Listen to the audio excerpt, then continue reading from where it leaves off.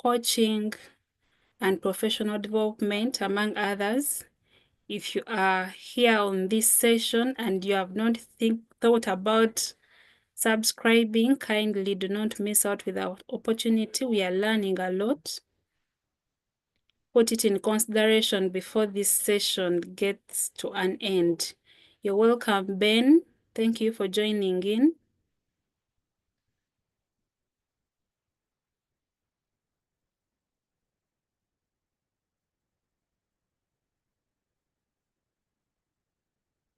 And as we are waiting for other people to join us, we can be sharing about our topic today.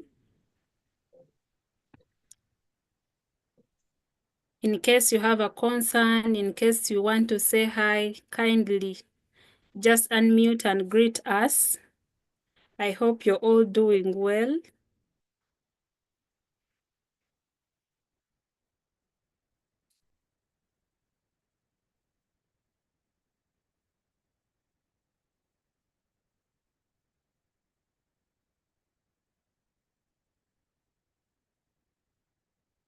You're welcome, Philip. Thank you for keeping time. You're welcome, Christopher. Thank you for keeping time. You're welcome, Rita. Thank you for keeping time as well. I hope we are doing well. Kindly unmute and say hi. Anyone around? Hi. Hi. I'm Namu Phoebe. I'm just super excited about the program. It's my first day to subscribe. Hope you're going to learn a lot and we still subscribe and be members as well. Thank you. Thank you so much, Phoebe. I'm glad you're positive about this. Trust me, you'll gain so much from this. And thank you for keeping time. Someone else to greet us and say hi, introduce yourself. For those who have just joined in, I am Justin Nampiji. Hi, everyone. Hi, Johnson. Good evening, everyone. My name is Johnson Yancy. I'm glad to be part of TPC. I'm always on and off the sessions, but today I'm glad I was on time. I can't say much. Thank you. I'm an accountant as well. Because of Coach Samuel, I got all the interest to be part of the TPC. Thank you. Thank you so much, Johnson, for that introduction. You're most welcome to this session. I hope you have to stay till the end without distractions. Someone else to say hi and introduce yourself.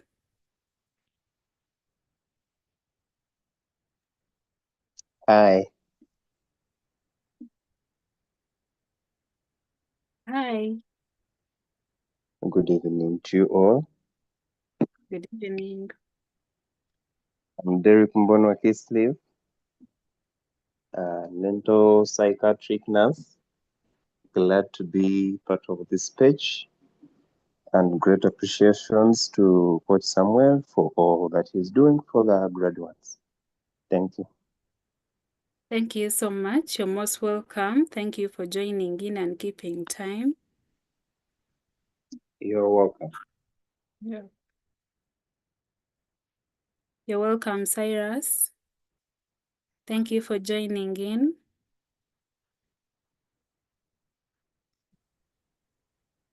Thank you, Madam. It's a great opportunity to be here. Thank you. Kindly remind those friends of yours to join in. It's an important session. A reminder, it's a Women's Week. So we are here to reign today.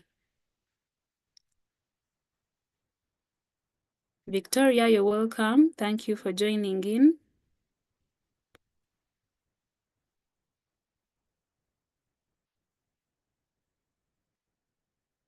And Timothy, say hi. Timothy, are you there?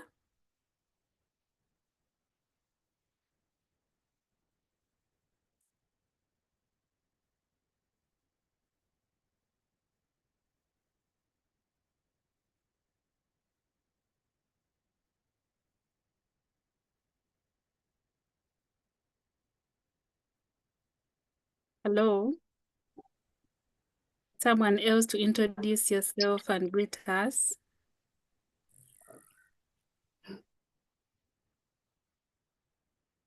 Yes, Timothy? Yes, this is Timothy Serungeji. Amana, and I'm glad to be part of PPC. Thank you. Members, Good evening. don't hesitate. Good evening, please. Yeah, this is Philip Chidiowa. Yes, please. I'm happy to be on call. I work with Equity Bank as a financial literacy trainer, and I'm always happy to join the informative sessions of Transformational TPC. Yes, TPC Club. Thank you for joining us. Members, don't hesitate to introduce yourself. Tell us about what you do, because this platform is also helping us to connect with other people, to get more opportunities, to get to know each other, what you have to deliver, what you have to offer. So please, kindly. And since we are talking about professional growth and on purpose, it's a good platform.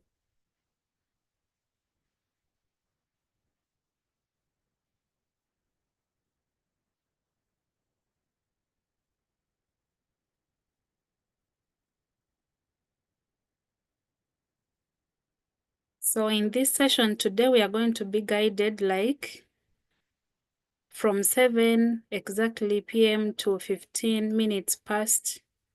We are doing introductions, discussing about our expectations from this session. And from 7:15, we shall have our speaker joining in and discussing with us. Up to 8:15, we shall have 30 minutes of Q&A, and as well closing remarks. We know the session takes 2 hours.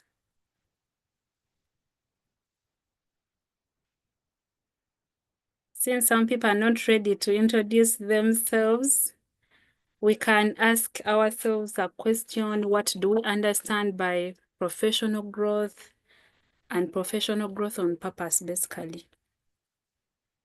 Someone to tell us about it. How do you think about it? What are your expectations from this session? And all that. You are free to unmute and share with us something. You're welcome, Bright. Thank you for joining in. You're welcome, Derek.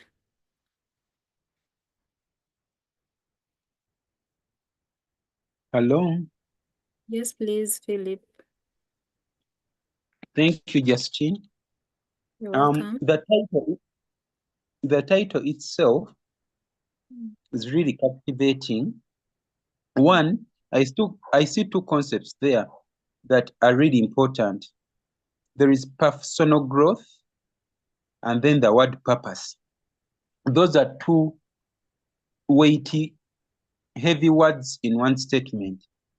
When it comes to personal growth, I understand that as a person, as a coach, I need to know that I'm a company. I'm either increasing in stock or declining. So that is one. Then also, personal growth cannot be accidental. So it should be on purpose. So I expect to learn a lot from the coach on how to relate the two concepts that are very key in bringing about change in someone's life. Thank you. Thank you so much, Philip, for sharing that content. You are very right. Professional growth, you don't just wake up one day and you're seeing yourself growing professionally, but you have to put in the effort. You have to do continuous learning. You have to equip yourself with skills depending on your profession. And I believe all of us who are here today, we have the professions that we are representing. So that profession, how best are you thinking about growth in your field? You're a teacher, you're an accountant. Most of the people here are under business, are under accounting. You are most welcome. So how do you think about your professional growth as a person? And growth, you don't just wake up one day. You need to have purpose alignment that is guiding you on how best you can grow as a person, the legacy that you're leaving behind in your profession, among others. Someone else to share your expectations from the session. Yes, thanks so much, Madam Justine. Is it okay I share now? Yeah, it's okay. Yeah, it's okay. Okay. My name is, I'm Namudu Phoebe. For those who have just come on the group, I'm a teacher by profession and a student as well, doing my master's course in curriculum design and development. So what I think about this session and issues concerning professional growth on purpose, for me, I think as a teacher here, we're going to learn how to recognize, if at all we know how to recognize our strengths and weaknesses, and to see how to improve our areas, like those areas where in which we work. And the other thing, what I think for this course as a teacher, I think if at all I want to develop professionally, which things do I need at hand? What can I do? For example, we have the skills which are now cutting across. As we see the new curriculum, there are a lot of things happening. How can I personally be aware of everything that is happening in the new curriculum? Am I ready to learn and unlearn the things that I learned prior that are no longer applicable? So how am I going to do it? How is this course going to help me? The other things that I expect from this course. And if at all I know, how best can I improve myself and come out of the shelf to see that at least I'm seen, I'm heard, and I can make an impact in the world. Thank you. That's my submission. Wow, thank you so much. The submission is from a real teacher, as we have heard it. Thank you so much for that sharing. Of course, it is very important. You question yourself on how best the strategies that you have to make sure that you have that professional growth. According to our time, it's the time for the speaker. I introduced myself for those who have just joined in, that I am Justin Nampija, also a teacher, an educational psychologist, and a sports administrator. Allow me introduce the speaker of the day. I believe she's on, and she's none other than Coach Diana Muhairwe. You're most welcome. A brief notice about her. She's married with 3 children. She's a certified John Maxwell coach. She's a trainer. She's a speaker. She's the CEO Blown Solutions. She's a teacher who used to teach physics and mathematics. And apparently she's passionate about empowering professionals to lead with purpose. Dear ladies and gentlemen, according to our theme today, I believe we have the best person in the house. And join me, welcome Coach Diana Muhairwe. Over to you, Coach.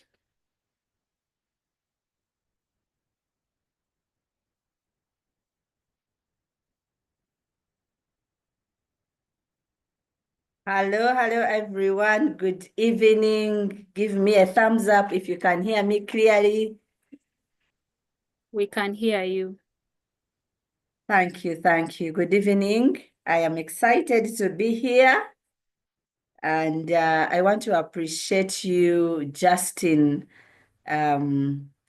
for thank you, Phoebe, for that great introduction, and the fact that you're a teacher and a psychologist. I happen to tap into both fields, and I love it. I love it. I love it when I see more teachers join these spaces and are taking on the world. Oh, I can see my sister-in-law is on the call. Hi, Doreen. Yes, I'm excited. For Doreen, for you have to say hi. Unmute and say hi. Hello, everyone. Good evening. I'm happy to be here. How are you, Diana? For the first time, and I'll be joining if I get time. Okay, nice time. Okay, okay. Happy to have you on call, Dora.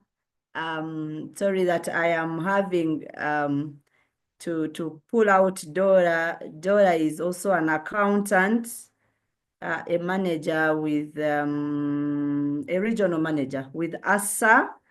And Dora, this is a good space, the Transformational Professional Community and Club.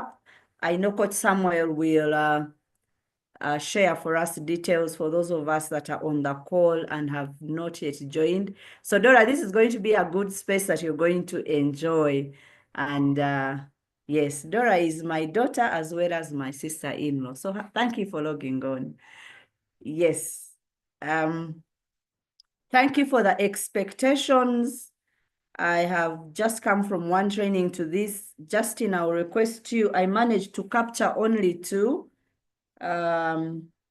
So kindly help me, Justine, to read the expectations once again so that I capture them very well.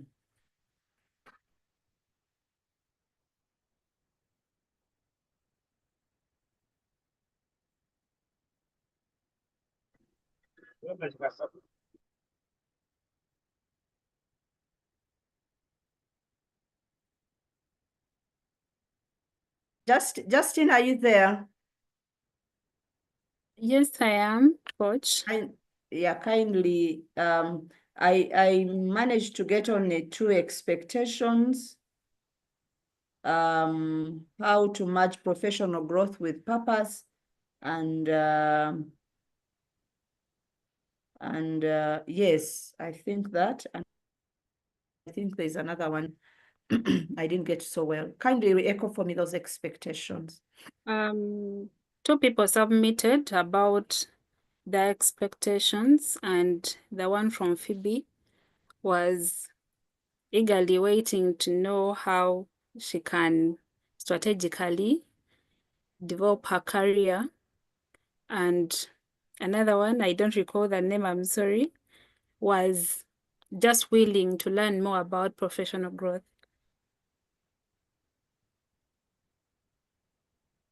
I love growth with all my heart. Thank you, Justin. The fact that someone is just willing to learn about professional growth. So our topic today is about 15 laws every professional must master for success. And I will share my screen so that we, okay.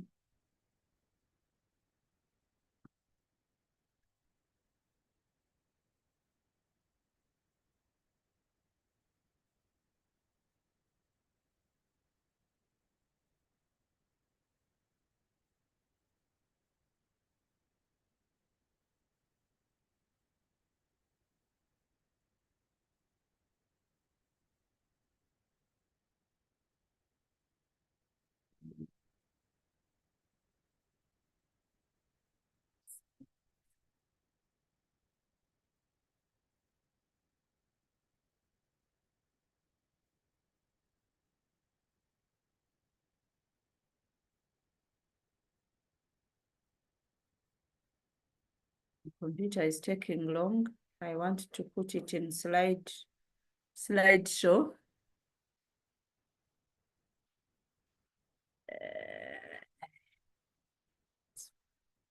It's not responding. But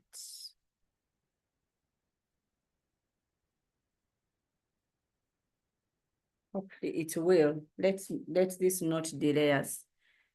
Diana, you could stop sharing and reshare again.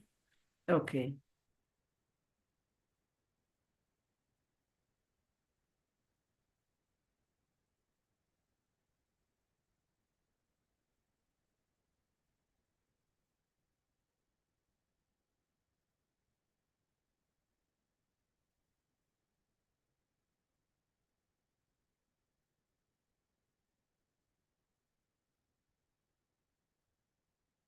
Still, it's not giving me. I'm clicking slideshow, but it's not. So. Oh, you use the button down. There's something at the bottom where there is comment, notes, or you click on from the beginning, slideshow from the beginning. I don't know. Oh, yes. From the beginning, from the beginning. So Okay. yes, that one. That one. All right, perfect. Hey, yeah, I have learned something new today. Thank you, Samuel. Yes. So, yes. So we are looking at 15 laws every professional must master for success. But our first personal growth on our first, our major topic was professional growth on purpose. And I know purpose usually confuses a number of people, but when it comes to purpose, it is so simple. I don't want to complicate it. Being very intentional every time you are doing something,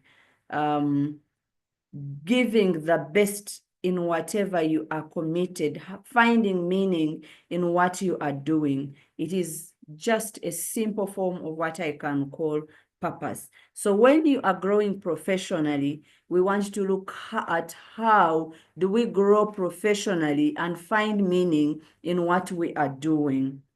As simple as that. And one of the ways is to master the laws that govern growth, the laws of success when it comes to growth. And these laws, every successful person, they may not tell you that this is the law that I have been using, but when you chat with them after understanding these laws, you will discover that this is the law that they have been applying.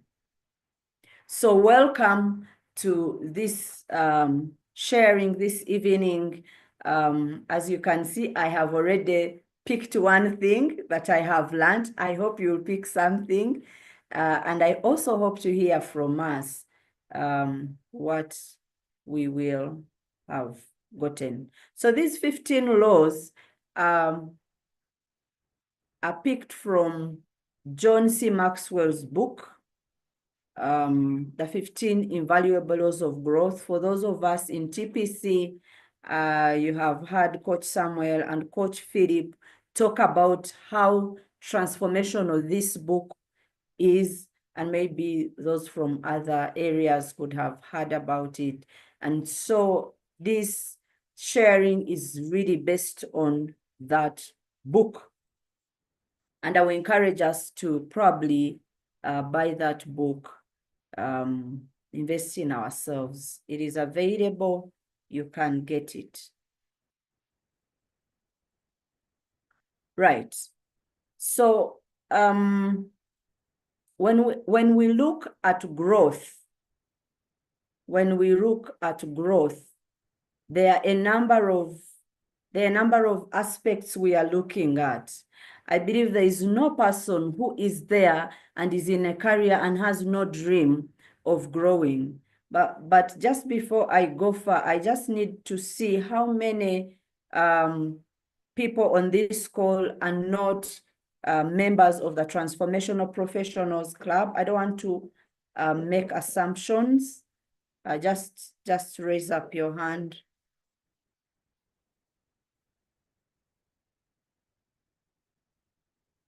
Okay, Innocent, we are so happy to have you here.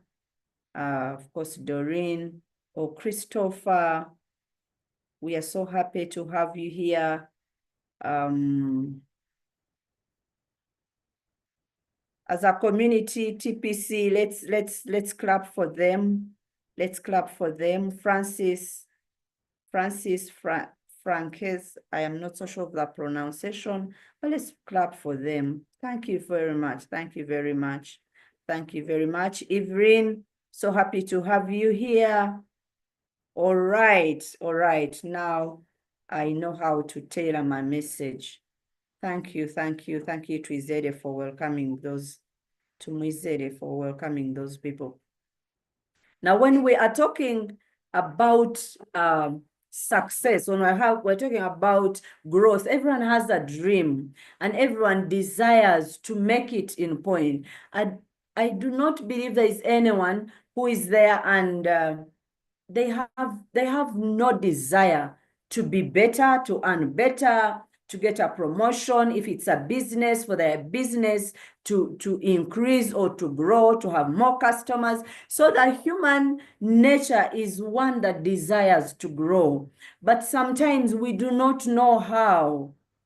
We do not know how, and we are gripped by very many fears. And one of the fears that stands between us and where we want to go, where I want to be, is the fear of lack of knowing how.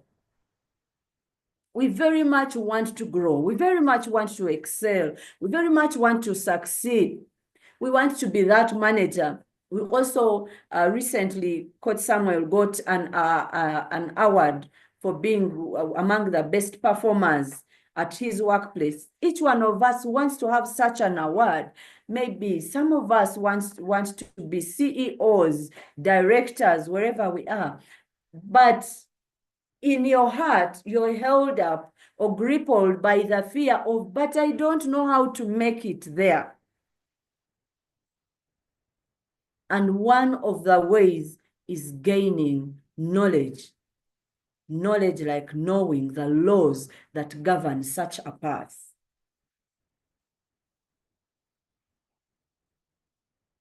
Most of us here are accountants. And when I was doing financial accounting, they taught us about standards. That these are the standards which you must follow in every work of accounting. I had no idea. I was doing a business, but with no standards. Yeah. So growth has laws, just like life has laws. Just like that profession, the teachers, they will tell you we have ethics. The accountants, they have their standards, their principles all over. And once we follow those principles, we are sure that we are going to grow. Now, one of the things that you found on attached to the flyer is the law of intentionality. And the notion is you don't just grow. The imagination is that as you grow in age, you're also growing, but that's not the case. So one of the laws that we tackle in the 15 invaluable laws of growth is the law of intentionality. How do I become intentional? When you are not intentional about anything, about something, you will definitely not make it. You reach a point and you get setbacks. You'll get discouraged by very many things. But when you are intentional, you grow in that lane. So growth doesn't just happen. That's the law of intentionality. And for me, that knowledge, it delivered me, it liberated me on a number of things. I used to think that, you know, the moment you know, I am growing, I am increasing in age, I am in a certain profession, I'm in this field, I will automatically grow. I used to think that if I spend many years somewhere or in life, it will mean that I will automatically be mature. Today I was having an interaction with one of my mentors, and she told me how she was a little disappointed with some very, very old Christians. 50s, if you're 50, please, here we are not talking about you, in their 50s, in their 60s, and they were acting like kids. And these are people who are in church, these are people who are in ministry, but you look out for the maturity and it's nowhere. Now, this was me some time ago. I used to think that really, if you're in church, you'll be mature, but that's not the thing. So even in our careers, you cannot automatically grow.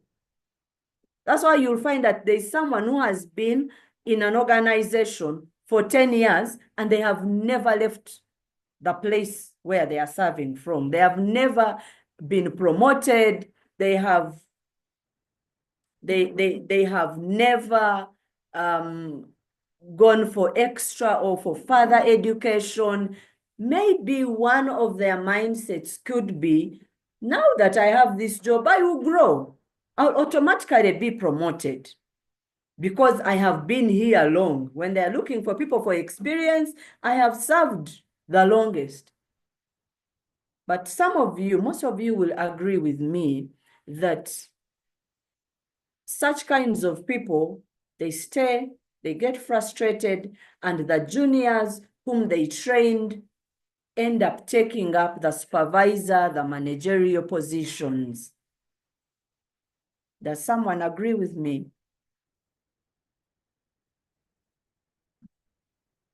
Yes, I do.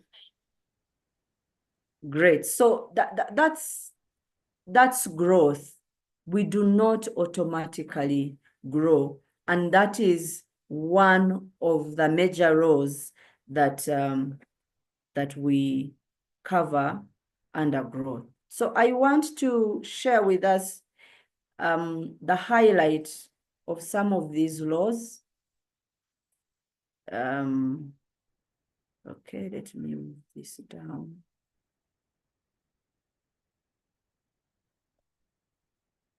Right, so I've talked about the law of intentionality. Don't worry about the page numbers. The other is about the law of awareness. You cannot grow what you do not know. Those that follow me, I always emphasize that. You cannot grow what you do not know. And it begins from self-awareness. It begins from the point of knowing that this is what I need to grow. This is what I am dealing with. But this law of self-awareness takes it deeper in knowing who we are. I want to grow in my profession. What is my added advantage? I am an accountant, but there are thousands of people in Uganda, 10,000s, millions of people in Uganda who are accountants. So what is that gives you an edge, an added advantage? So that when someone is talking about Coach Samuel as an accountant, they say, when you're looking for an accountant, Samuel stands out. What is that makes you stand out? And that makes you stand out, that is unique to only you, is what makes you grow.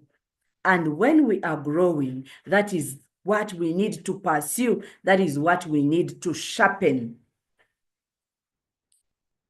In the area of growth, in the area of strength and weaknesses, I meet on a daily many people thinking and saying, if you want to grow, grow from your point of weaknesses.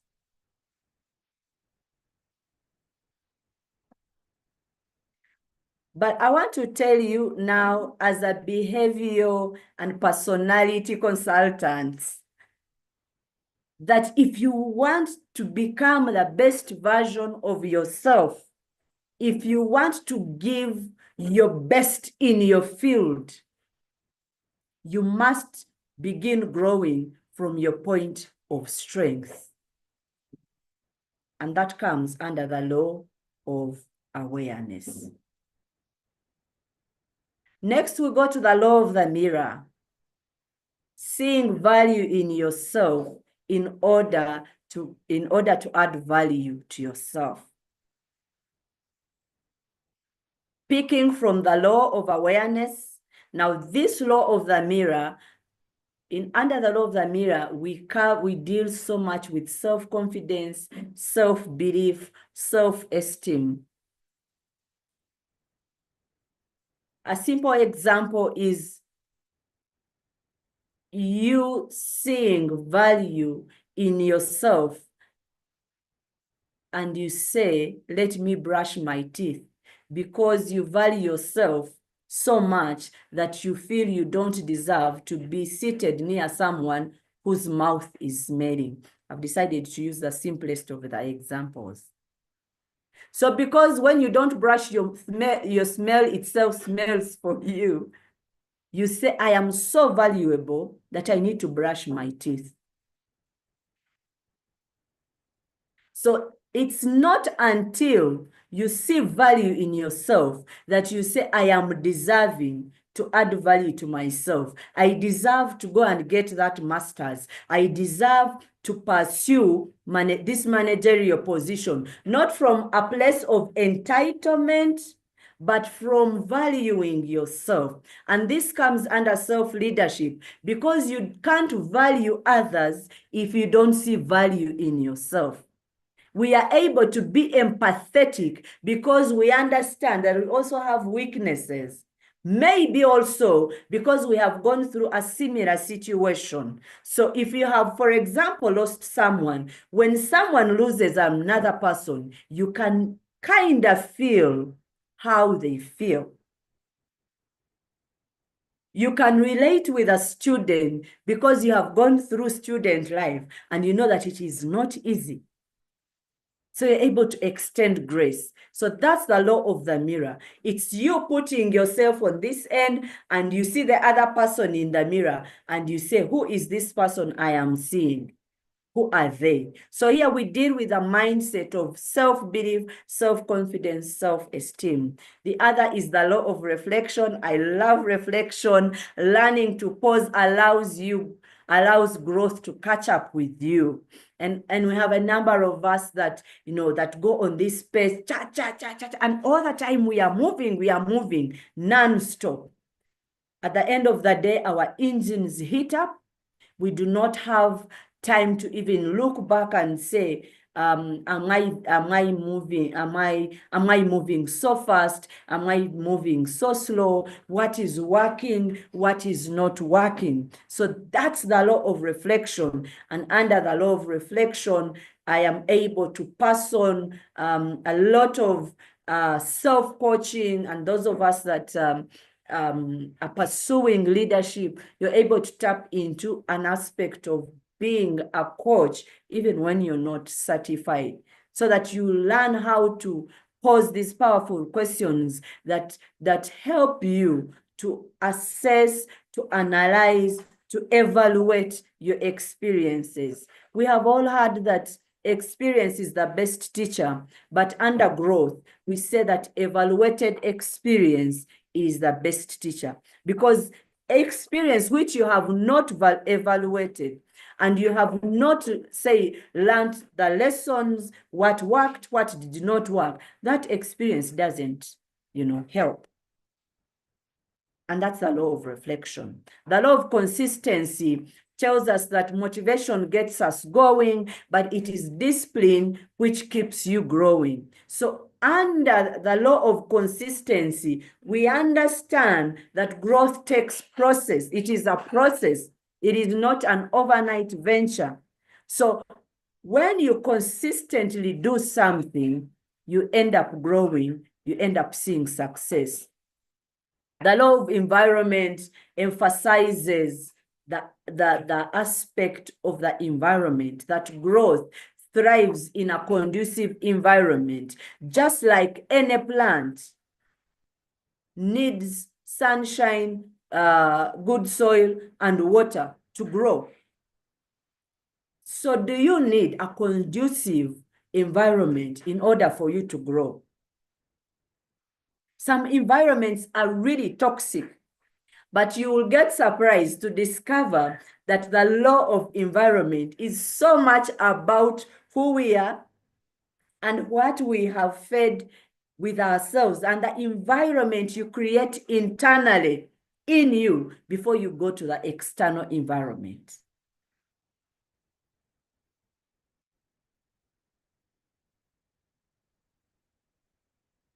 The law of environment, the law of design, talks about developing strategies to maximize growth.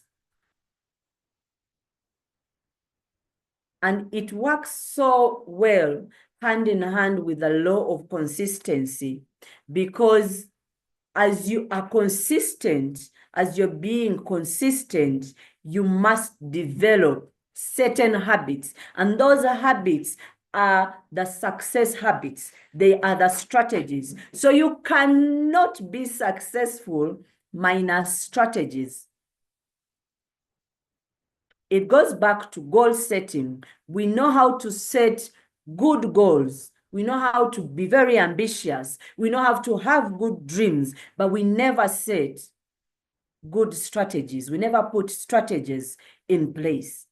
After a motivational talk, you can feel like, now I need to go. And last time we were talking about side hustles in the TPC community, and people were motivated. We had over 100 people attending, and people were motivated. You know, the platform was filled up with ideas and suggestions. I had a number of people come to my inbox. I loved it. They were motivated. And some of them went and started on their ventures. But when you do not know that one of the laws of growth, what will sustain you on that venture is strategy, proven strategy that people who have gone before us have used, we will fail along the way. So the motivation is good to start you going, but you need strategy to continue on that journey. Maybe that's why statistically Uganda is I think the top. I don't have the exact number. One of us can help us in the chat. But the top entrepreneurial countries, but by 5 years, you cannot find the businesses. We just start. We are so motivated to start, but we never develop sustaining strategy. So the law of pain,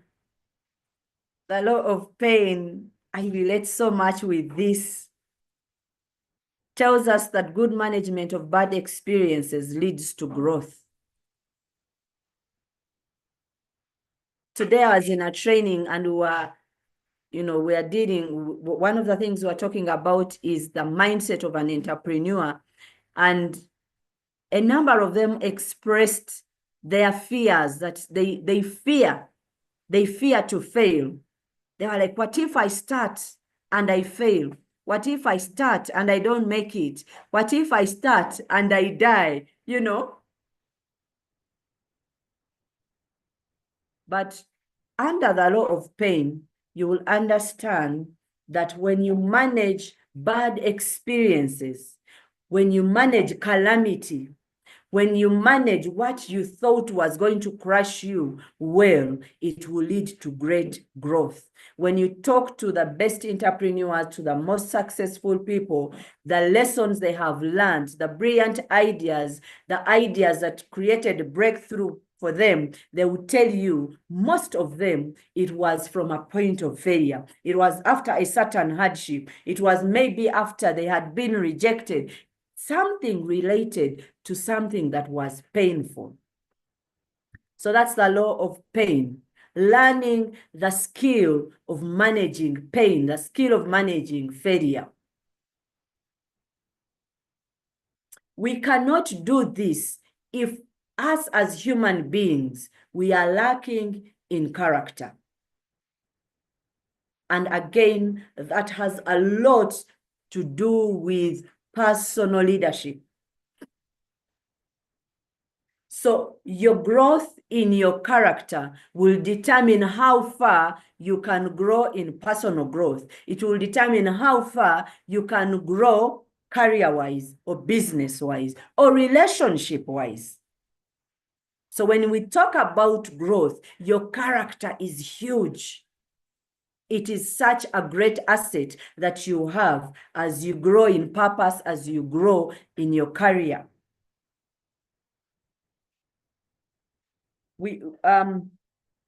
Someone was talking about how to strategically develop your career. How do you kwetega? It starts with your character. And now we have the law of the rubber band. And this talks about us being comfortable with discomfort, us being comfortable with working outside our comfort zone. That growth stops when you lose the tension between where you are and where you could be. That's the law of the rubber band. You must allow some level of stretching, but stretching just as a rubber band. We just know, I don't know whether I carried a rubber band here with me. We just know that for a rubber band to work, it must be stretched. It must be stretched. I have a simple rubber band here. This one I have overstretched. It has gotten, it has broken. And that is also always going to happen when you overstretch and you stretch unrealistically. But you cannot put to good use a rubber band. A rubber band is useless when it's not stretched. So sometimes we fear to take on opportunities, we fear to grow just because we are scared that we'll be uncomfortable. It's not something we are used to. But you can only become so relevant to this world, to your environment, to that workplace. I'm tempted to use the word useful if I'm to pick it from the rubber band. Only if we allow ourselves some level of discomfort. So that means if you're not a morning person like me, you have to allow yourself some level of discomfort of waking up earlier, a little bit, so that you're able to catch the worm. You have to be comfortable undoing certain mindsets, something that you have known for the last 30 years, that's how it works. Your ancestors believed that, your parents believed that, you have grown up believing that, but under growth, you have to allow to be uncomfortable, to unwind, to undeal, to deal with that mindset and undo it. Throw it out of you. And pick on something new. You even don't know whether it works. And that all calls for discomfort. The law of trade-offs talks about the cost or the price that we must pay in order for us to grow. I know Africans love free things. Africans love free things. May God help us. Maybe I am generalizing, but with the kind of work I do, people love free things. Unfortunately, when you give them free things, they also don't utilize them. That's the unfortunate bit of it. But let me tell you, my friends, that whatever you see in existence someone has paid a price. They have either paid a price making it to exist. Someone has paid a price maintaining it. Even if it's this knowledge that I'm sharing, I have paid a price to become certified by John Maxwell so that I'm licensed to teach his material. I have paid more than a price, you can imagine. You being here, you have paid a price of your data. Maybe you are tapping onto work Wi-Fi. Someone, your employer has paid for that data. So there are no free things in life. But when it comes to growth, it becomes more serious. If you want to maximize your potential in your career, in the purpose you feel God has put on your heart that this is what you are created to do, you must pay a price. And that's the law of trade-off. You must give up something in order to grow up. The businessmen call it, you must have some skin in the game. Otherwise, when we go hunting, you will not be concerned about the risk, because what is there to risk? So even as we pursue growth, I want to encourage us to change our mindset about paying the price.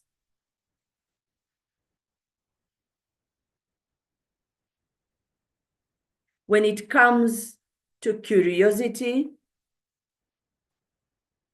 this talks about asking over and over and over again. I know some of us, while growing up, we used to ask very many questions, and they would beat us, and they would tell us that we are stubborn, and they killed our curiosity. But you cannot grow if you don't ask why. You need to start to question why things are in existence. Why is this like this? Why is it that in Uganda, when it rains, people turn up to work late? You know? And so what can you do about that? Why is it, for example, that we have over 70% young population? So for you who is growing as a business, what does that tell you? Where should you invest most?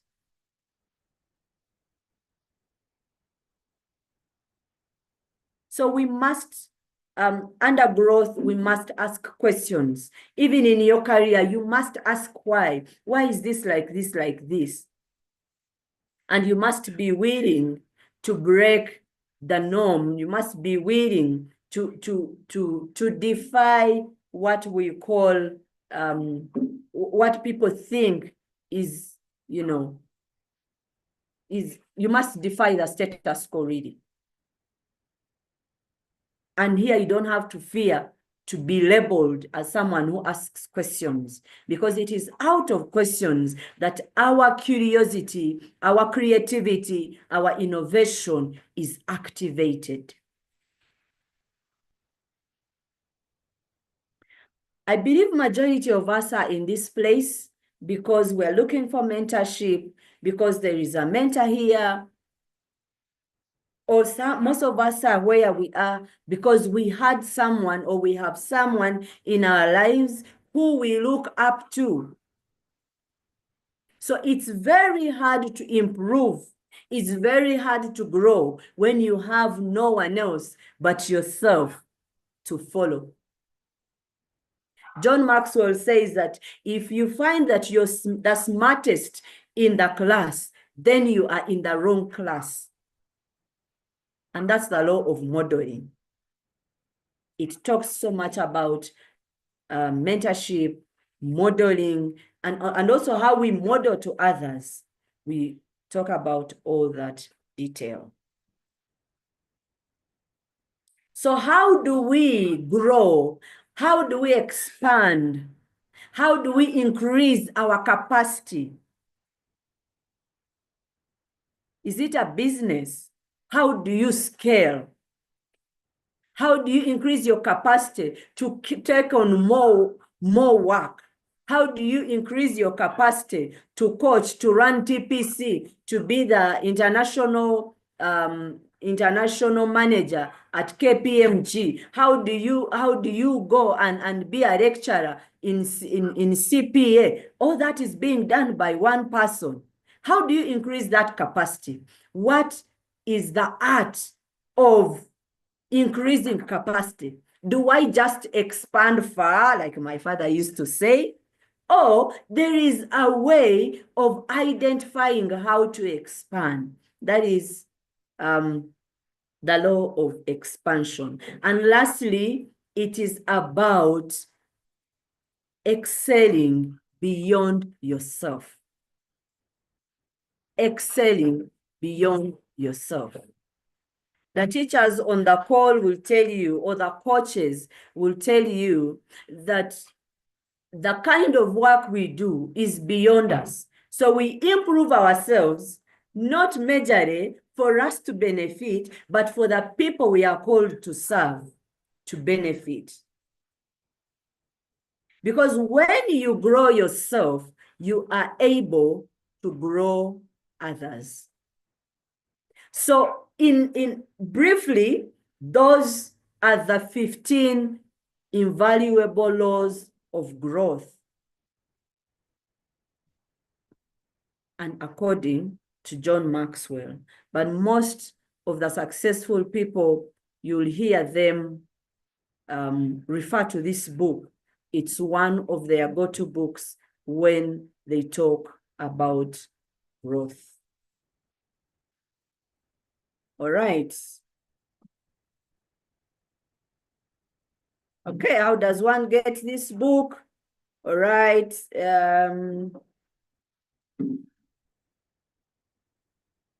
I don't know whether my Maxwell website is still up on my page. I wanted to improve it, but it should be. My Maxwell website is still up on my LinkedIn. You can order, if you're a person of ordering, you can order through my website, my John Maxwell website. You can go to Aristoc. I think last week I left there a few copies, and it should be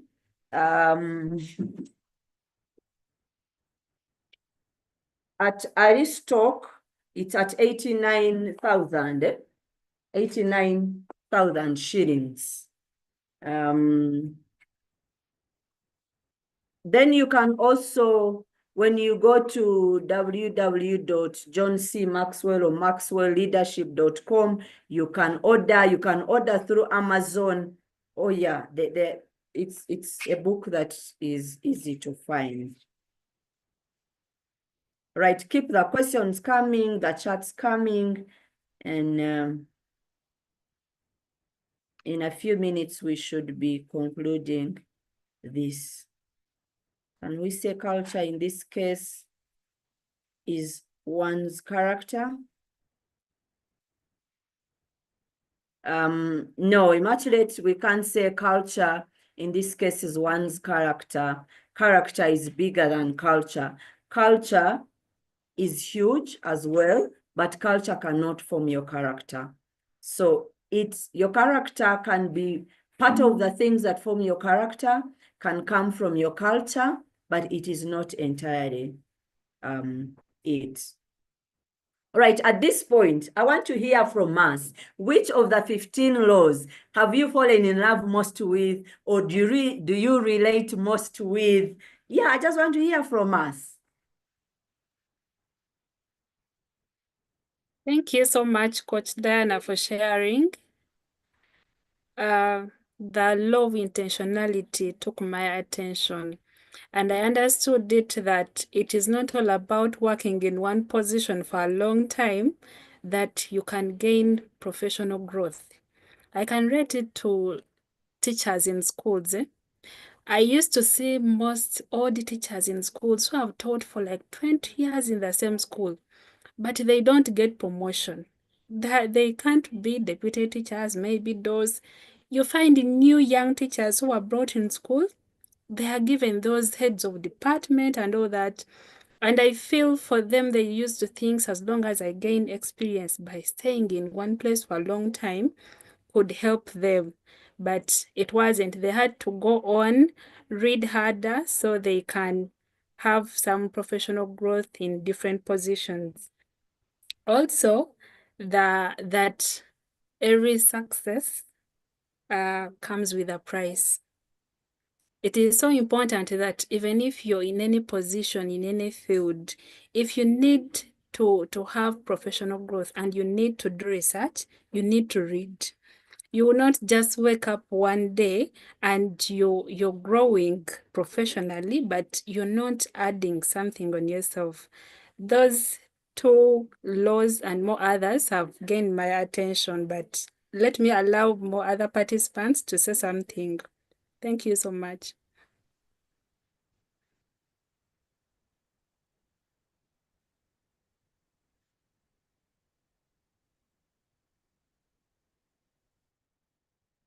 Okay, thank you, Justine.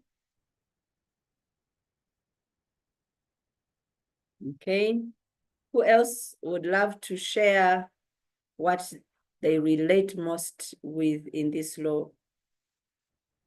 Hello. Yes, Philip. Yes. Thank you so much for elaborating these laws of growth. And the law that has resonated with me is the law of the rubber band. We realize that I always ask myself a question, that Uganda is full of young people, energetic. They're always graduating every year. But then the question that I ask myself, why is there a lot of unemployment? How comes someone can have a degree, but year in, year out, they have nothing to do? So I'm asking a question as a coach. Is it the mindset? Is it the enabling environment? Is it lack of awareness that we are not challenging ourselves enough to use the opportunities that we have? Because how comes a foreigner, let's say an investor comes and starts a business that for us we don't see? So kindly help us to understand, are we not stretching ourselves enough? Thank you.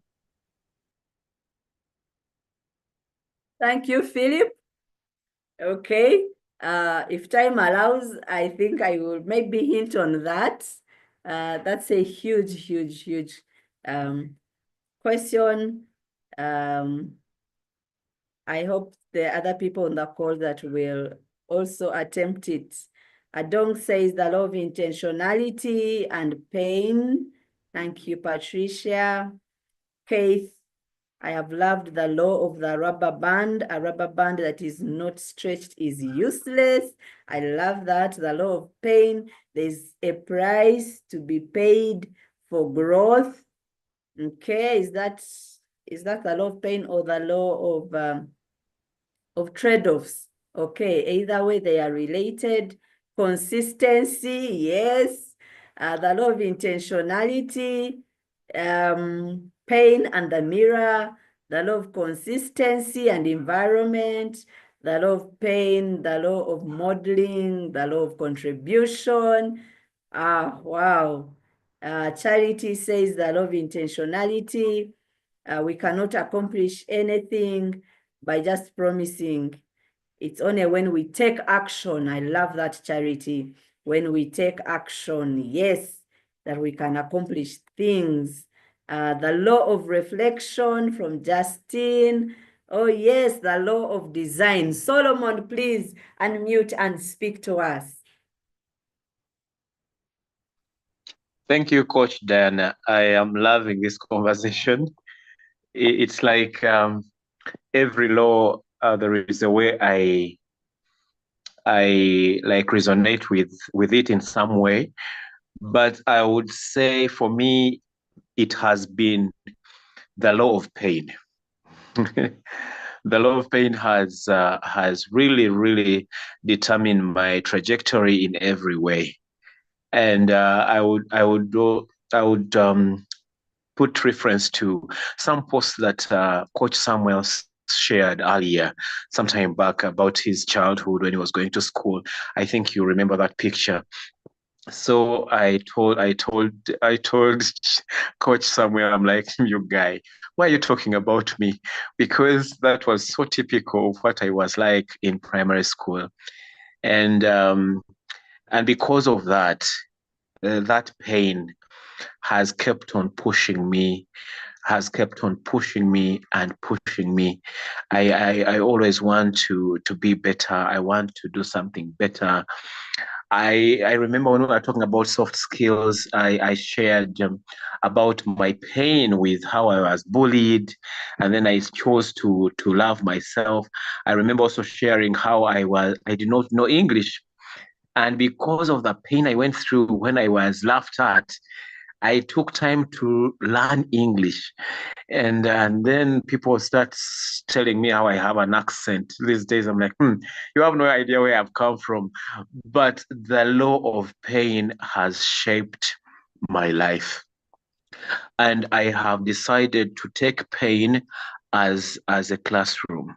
I always say, you know what, God, just help me that I do not have a retake in this, because I want to pick the lesson once and for all, not to redo, because I know when God wants you to learn something, He's not going to let you go until you learn it. So you might have so many retakes, and then the pain can be really, really, really tough. So the law of pain has been one major determinant of how I have moved in life.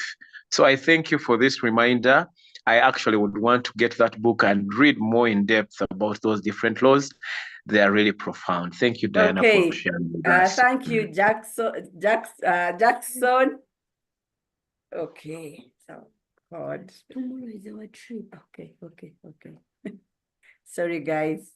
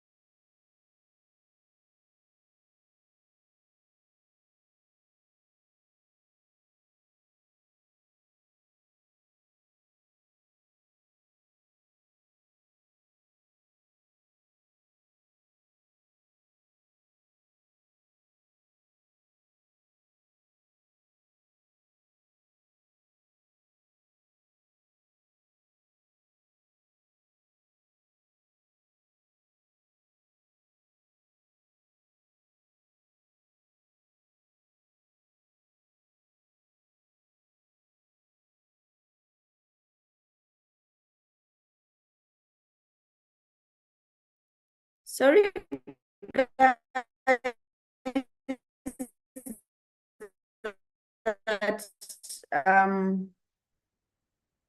my internet. Okay. Can you hear me now? I see Ruth is saying the sound is off. The 15 invaluable laws of growth. Let me see where you can. That's how it looks like. I hope we can see it. It's green. Yes, that's the book.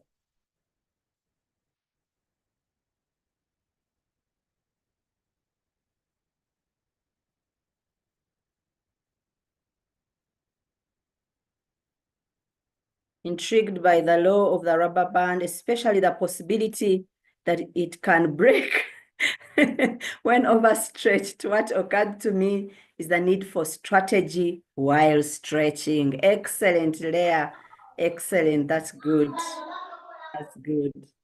Remigio, you are unmuted. Would like to add something before we proceed?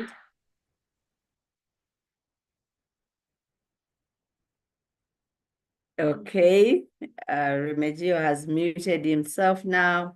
The law of contribution, that when you grow yourself, it enables others to grow. Yes, yes, yes, yes. Under growth, you will realize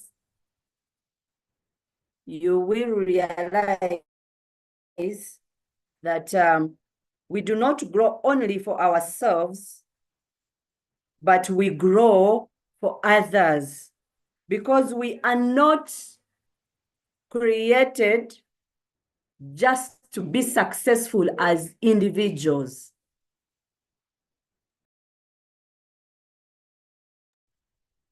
We are created to live significantly. And I will pick one of the quote. I will quote, one of the words written in one of the greatest books I have read, the Bible, where a man was commanded to go and have dominion, to go and rule over everything on earth, to have dominion over the fish in the sea, over the birds in the air. And you can see that that is a 360 dominion. So if you're thinking about success and your mind is still limited to yourself, then you will not taste true success.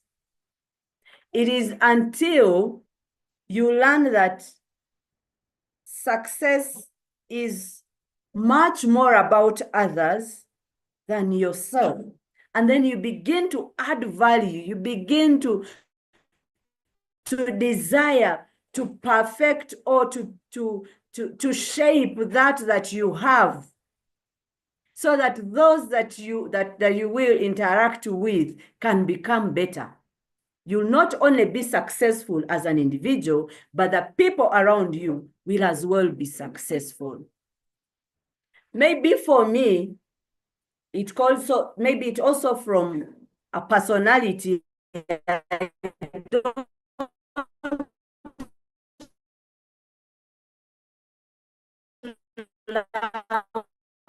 To happen alone. But I imagine if I had all the anyone, not this example. So if we want to grow alone, we can move faster, but we never get far. So, and that law significance, it taps so much into legacy.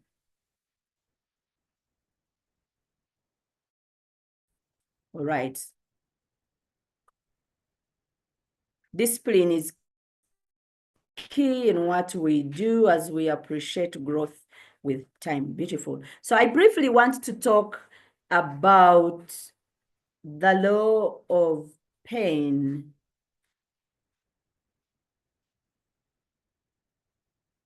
Yes, I want to talk about the law of pain.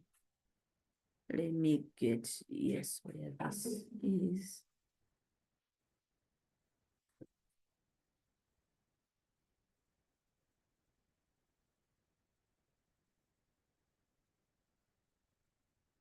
Okay.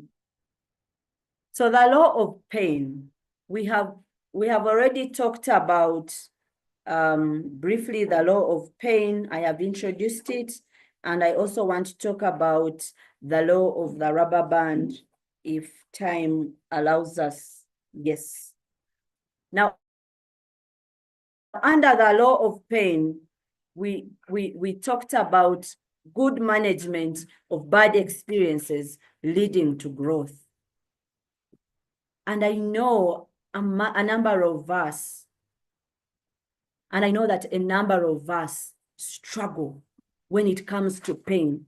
When you go through bad experiences, when you experience pain, you're like, this is the end of me. You're like, maybe I am cursed. It also goes back sometimes to mindset. And maybe this is an indicator And I know some of us have been held from growing, advancing career-wise just because of where we are coming from. Some of us have behaved in a lot of pain while growing up. Also, some of us are currently experiencing pain, going through a lot of pain at our workplaces. And maybe you're discouraged. But the reality is that everyone has had bad experiences. That is not happening to you uniquely. But pain is so good because it introduces us to ourselves. Pain introduces us to ourselves. When we manage bad experiences, when we manage pain so well, you will start discovering unique things about yourself. And I'm sure majority of us have heard me talk about when I lost my parents and when I lost the twins. Today I have a witness. Doreen was here with me during that year. She helped, nurse my mother. But it's not until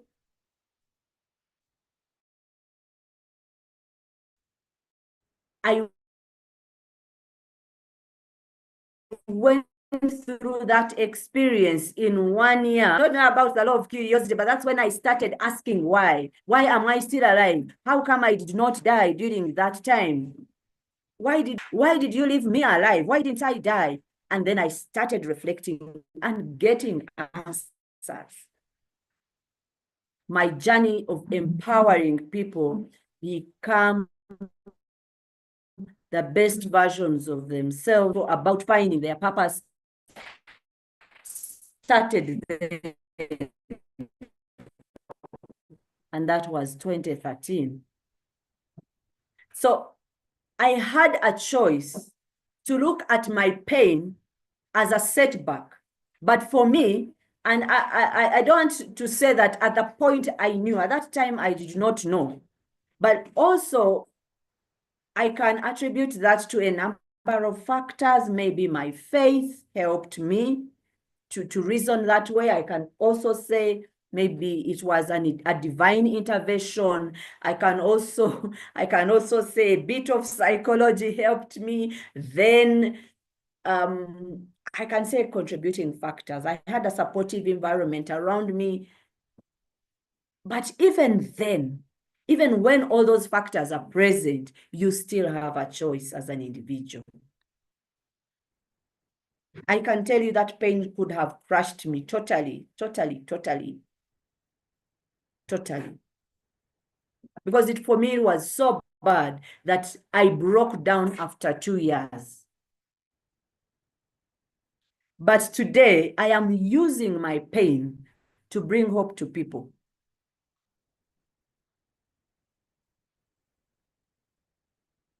I am using my pain to encourage others. I use my pain to self-reflect, to know that I have a second chance, because during that experience, when I went to the theater, I am told I died for a few minutes.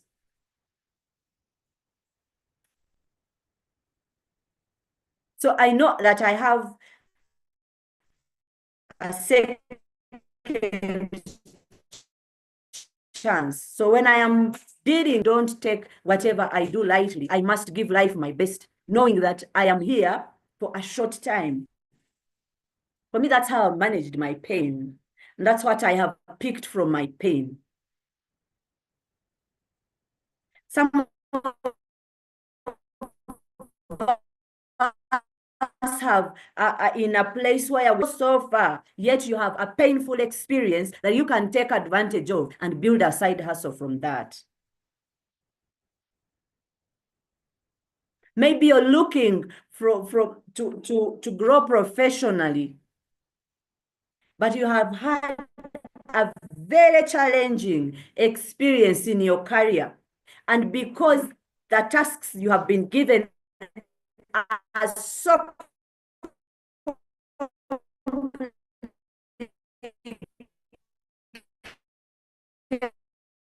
complicated. You are investing in so much research, in so much data, so much you have even gone for a master's that you had not planned, or so that you can accomplish that task at work, full experience, that tedious experience at that, and you can leverage that pain. I have had people who are discovering their purpose, who have discovered their purpose, just because initially they never knew they could become computer experts or IT specialists, but because they were assigned something at work related to IT, even when their bachelor's or undergraduate was not in that field in IT. But now when they embarked on that outside their day-to-day assignments, they fell in love with IT. And now they are earning from IT. Now they've gone countries, they career-wise, they are fulfilled, they are successful, just because their attitude towards pain was not a bad one. So I would tell us that pain is unavoidable. You cannot avoid pain.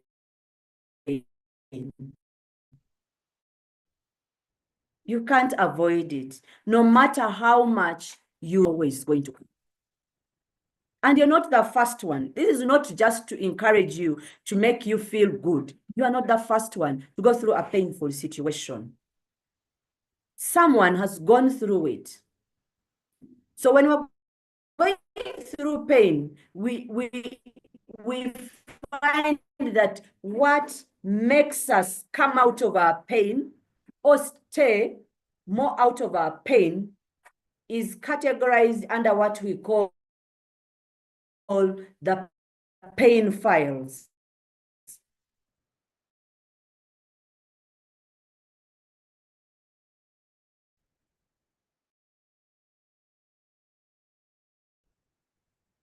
And you find that pain could be called the pain of incompetence. You have experienced a very challenging situation, but what is holding you back in your mind is that I should have seen that that was coming. And just that keeps holding you. Self-judgment. And then the pain of financial loss. During COVID, I lost over 100 million in business. As like, if I could get that money, I could do wonders and miracles. But I realized early enough, by God's grace, that I could no longer get that money. And the earlier I thought about new ways of getting resources,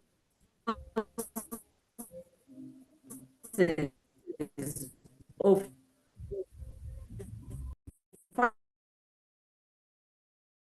finding something new, the better it would be for me. Questions, just because we're like, if I failed relationship, if I could get that man, that wife, that woman, that girl, if I could only get her back.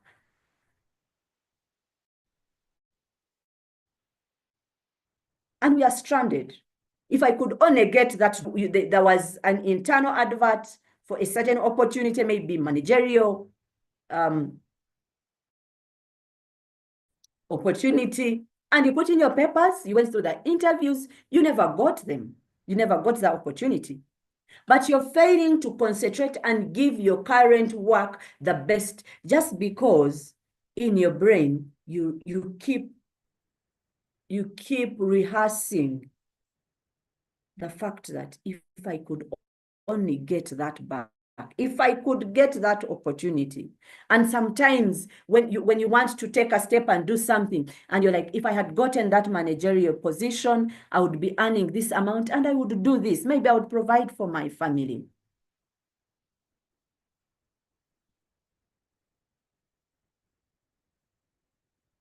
I see that I am breaking. Oh, okay. Let me check something here on my router.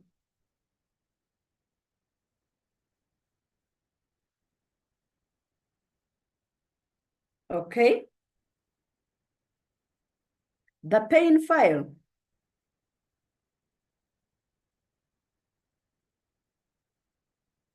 The pain of not being number one. And you keep rehearsing and thinking and reflecting and saying, I would be at the top if it wasn't for the fact that this and this happened. Now, each one of us wants to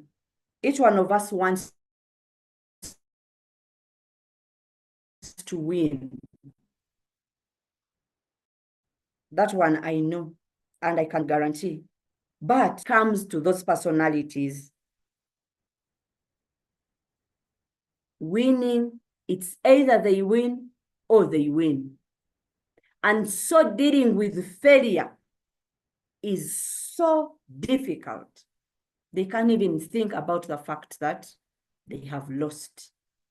And most of the times, the people who get held up by the pain of not being number one are these personalities. Maybe at another time, Coach Samuel and I are planning to have another training for TPC community about personalities. It would help us even as we grow career-wise and identifying some of these things relating with who we are. I'll talk about that at some other time in detail. The other is the pain of change.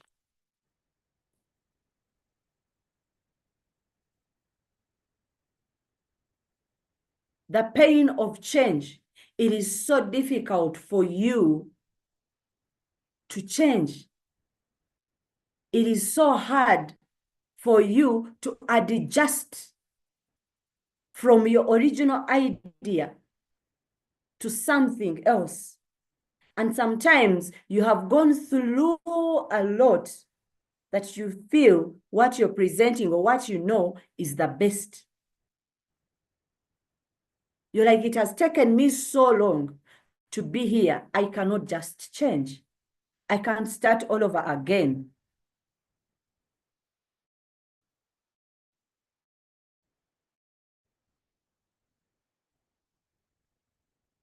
And especially at the workplace, you'll find that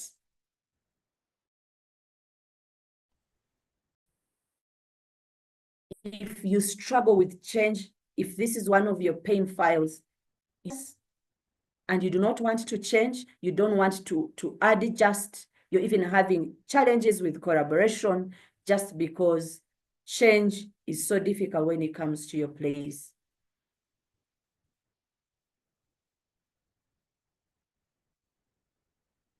So those are some of the pain files. So you can choose. You can choose to react positively to pain. You can choose to face your fears of these pain files that are hidden deep in the subconscious of your mind. And no matter how far you go, career-wise, it doesn't matter. These pain files are always going to show up when you are embarking or when you want to take a step to grow.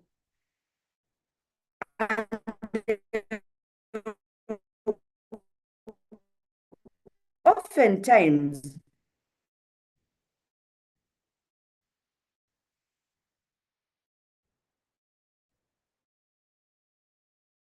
hold us back. Notification is saying, I am sorry. This is change that I have to deal with. Coach Samuel, let me invite you to talk about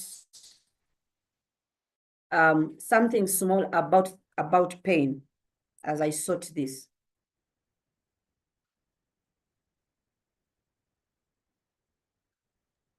Coach Diana, you're saying you're inviting me to speak about pain? Briefly say something about pain, your experience. Give us your test, how you managed a very painful situation that ended up becoming profitable or very, very beneficial. Okay. All right. Thank you so much, Coach Diana. Quite insightful session. I think if I'm to remember about the pains, of course, as a human, we interface with quite a number of pains along our journey. But I think one of the pains that I've experienced is I'll relate with the workplace, is the pain of not being understood, the pain of having people who just want to bring you down, where you feel like, am I really worthy? I remember there's a time, Diana, where I woke up one morning and felt like resigning. I remember actually, I was ironing my shirt as I was making it to work. But along the journey, when I was ironing, I asked myself and said, Samuel, is this worthy it? So I had not even finished ironing the shirt. What I did, I just switched off and went to my email and wrote an email and said, I'm not feeling well, I'll not show up at work.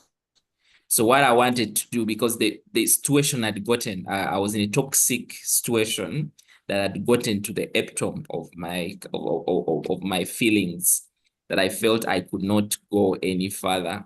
So I just wanted to take that kind of break, such that I'm able to just reflect onto my life, onto my next, but also to just have some healing of what I was actually going through. So somehow in this same organization that I was in at that time, it was interesting that when I took that pause, of course, still the challenges were still around, but what happened is it helped me reflect and find a better way of how I looked at my job, and I came back with a different spirit. And long story short, I started to even perform better when it came to my tasks. It helped me that I moved on to another project, so I was not working with the same person who had made me get to that kind of stage. But I also now started to feel, because I was a bit afraid about myself, but through the process, I think I rediscovered myself in terms of what can I do, because that time I had doubts of, am I really worthy? Did I just join a wrong organization? Am I the one with the problem? So there was that kind of thinking. But when I came back, it was more of, I know I can do it. I know I'm not what somebody's opinion is. I also, of course, reflected in the same way and said, okay, if this person is facing, what could be some of the aspects that I also need to work on and improve that would even make me more shine in my role and create more visibility for me. So that was the kind of, it was, yes, a bitter situation, but I was able to rejuvenate myself. And within about 1 year, I earned a promotion. And even I'll tell you that even the person who we had challenges with, this is a person who I got a better relationship with them, that which was not there before. So that is what I can share, Diana. Thank you. Thank you. Beautiful, beautiful. I think we can give Coach Samuel some flowers. What a testimony. I think we really needed to listen to that experience. And I usually get people telling me I want to transition. I don't feel fulfilled. I don't feel satisfied with what I am doing currently at my workplace. And sometimes we track it to the pain. They love that job. It's so when we do an assessment, it is so in line with their strengths. It is connected to some of their passions. Their giftings are in that space, but there's still something that is not adding up.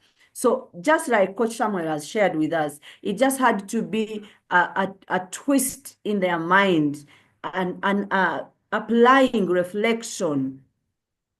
And you see, when you ask yourself those questions, some of them are very difficult, I must tell you, but it will open up your mind, and you live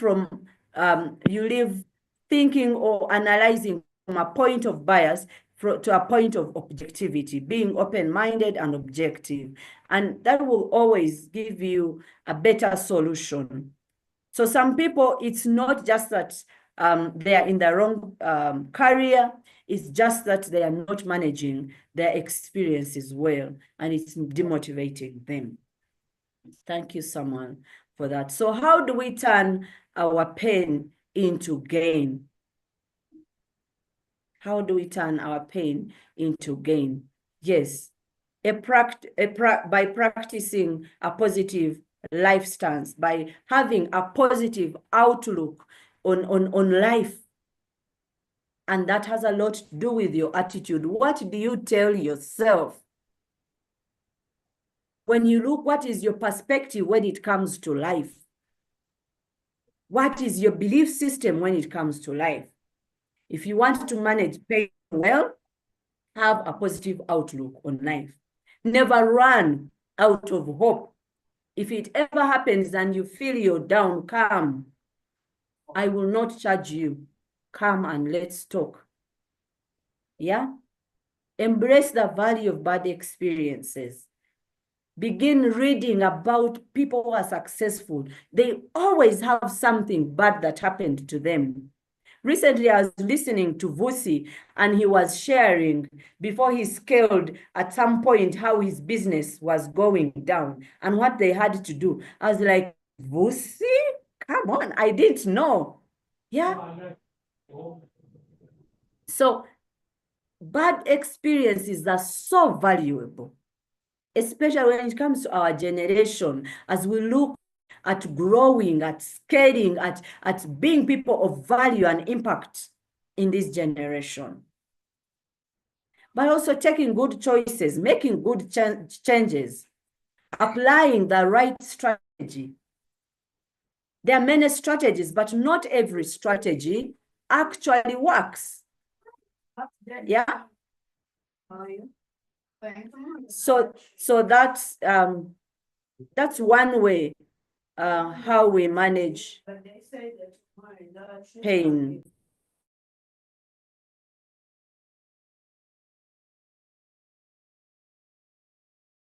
So how does the law of pain apply to your life?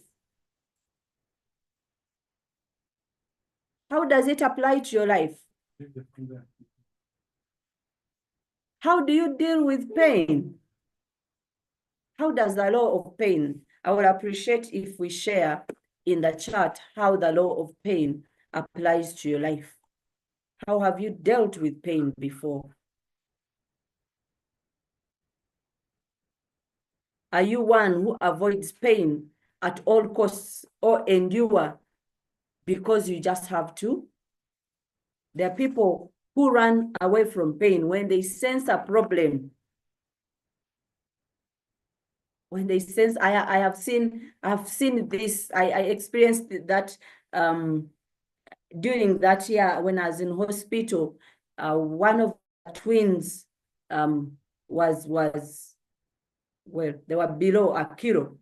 And so one couldn't make it.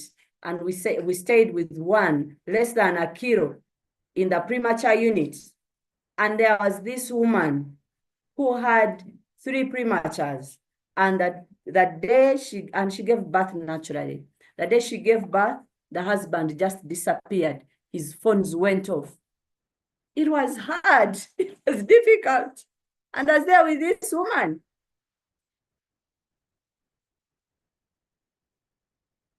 So you're one who runs away from pain.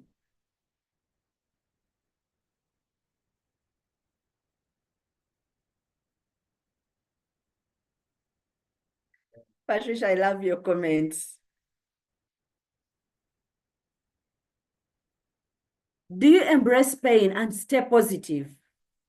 What is your attitude? I have discovered that the greatest encouragers, encourage-based, or the greatest authors, they write, they have written the most impactful and transformational books in the hardest times of their lives. I don't know what the science behind that could be, but there's something that pain does to us. There is something that pain does to us. Like I've mentioned, it introduces us to ourselves, and it's such a good thing to know. So how do we move forward? How do we move forward? Patricia just commented that she thought these things were only happening to her.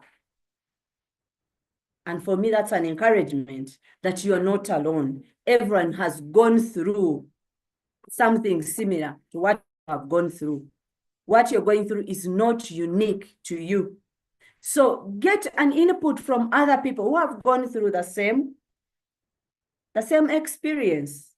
Identify that specific change that you may want to have. But above everything else, take action when it comes to personal growth. So briefly, let me talk about the law of the rubber band.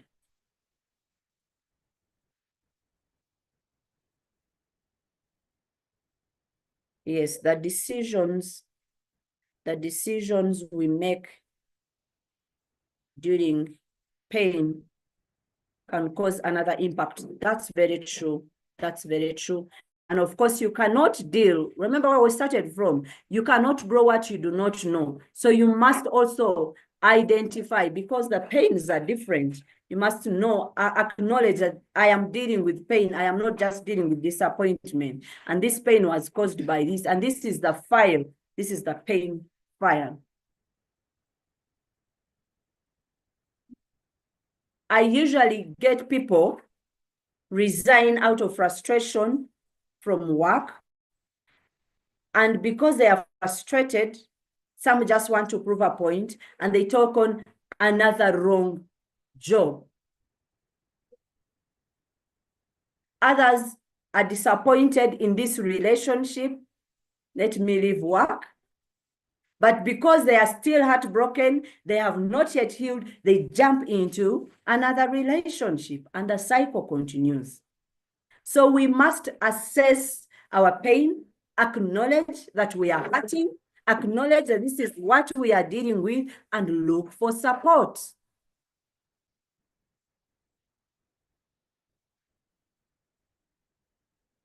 So the law of the rubber band.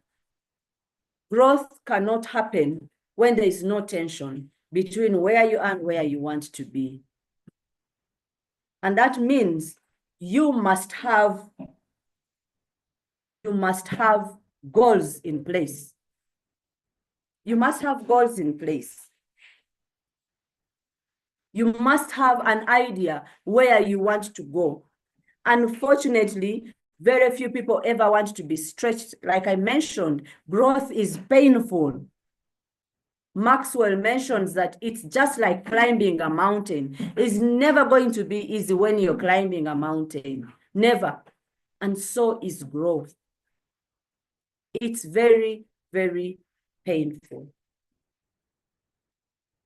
But under the law of the rubber band, our minds begin getting accustomed to the fact that actually every time you experience a discomfort, you're taking a step, you are growing.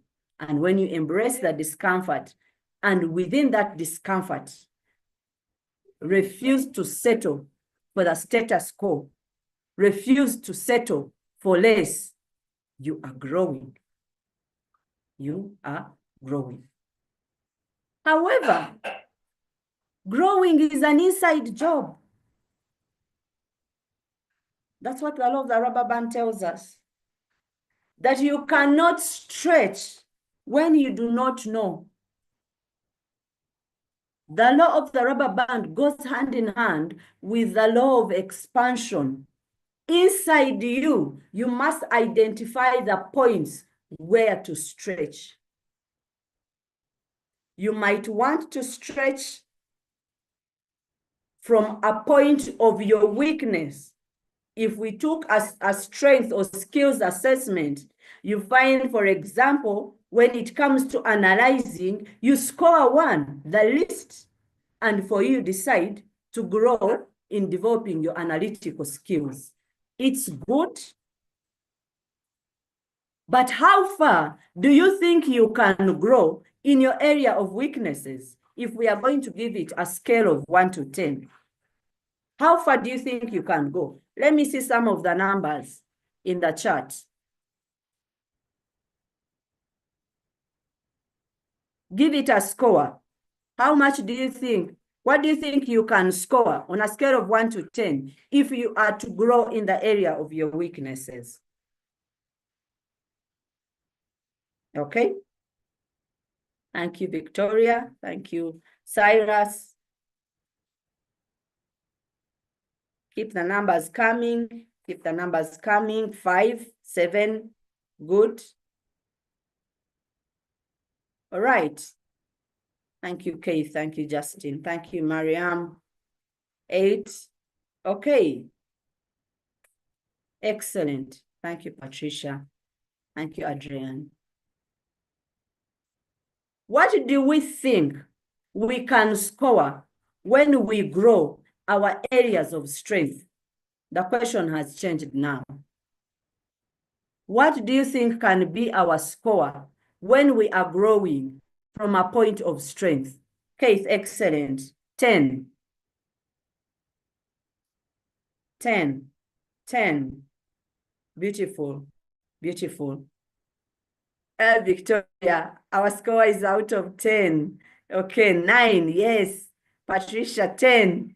But Victoria, that also means something. You can actually grow, and you become the very best of your best and of your best. Okay? I love these submissions because what it is showing us, it shows that chances of becoming our best self are higher when we approach stretching from a point of our strength. Now, as you continue to grow, you will discover that when you grow your strength, unconsciously, your weaknesses will be being worked on.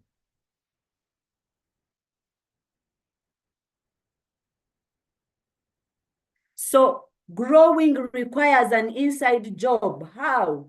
Discovering who you are, the law of awareness, knowing what am I good at, what are my assets, and I am not meaning the accounting assets. What assets do I have as Diana that are inside of me, that I was born with? Some of them I was born with. Some of them I have picked along my growth journey. What assets do I have? What are my liabilities? Because we cannot grow without putting into perspective our weaknesses.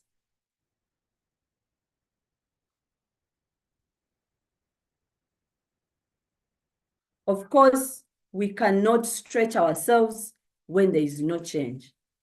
change must be in the picture. So also our attitude towards change has to change. It has to be a positive one. But I also understand that some people take longer to adjust to change, and that comes from a personality aspect. And then there are those who, when they see change, they just jump onto it. In fact, it's a motivator.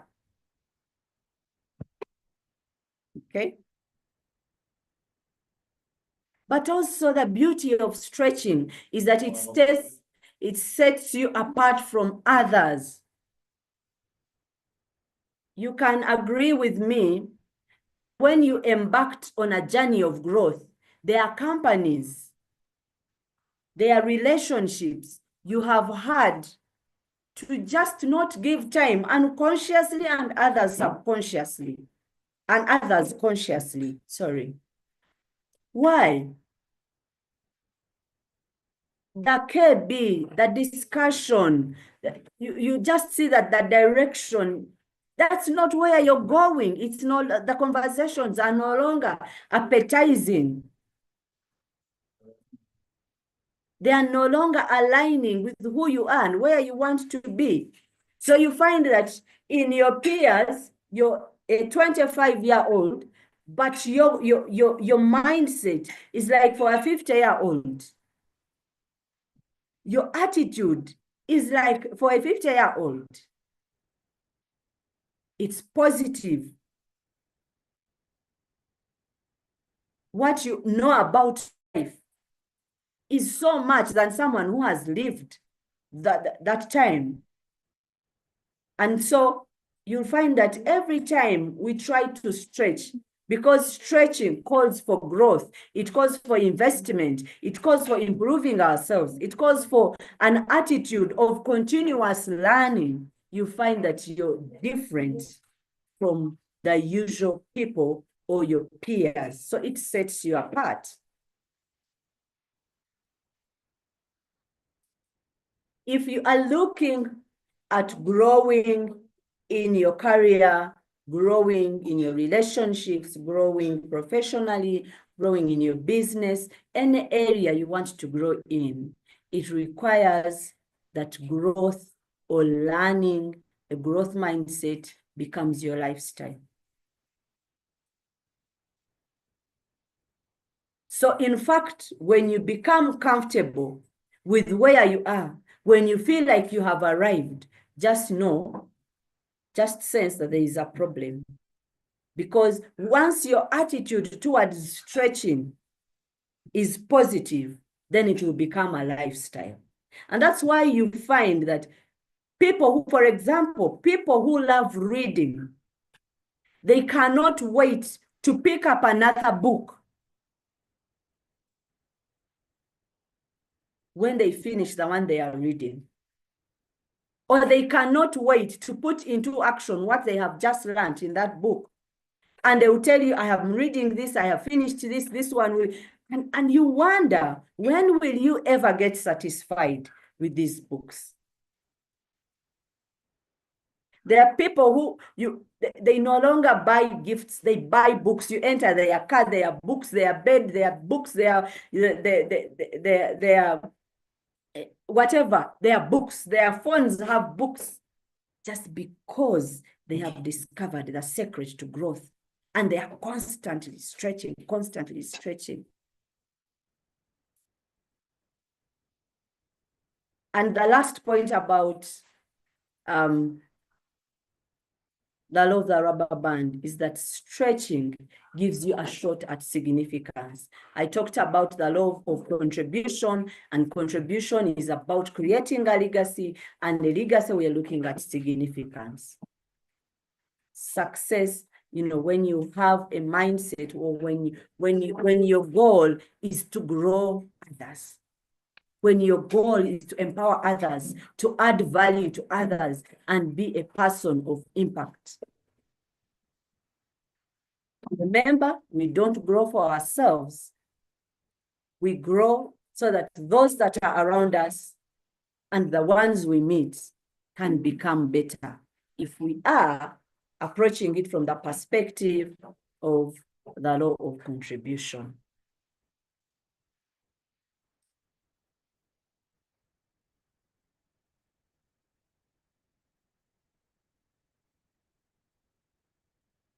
So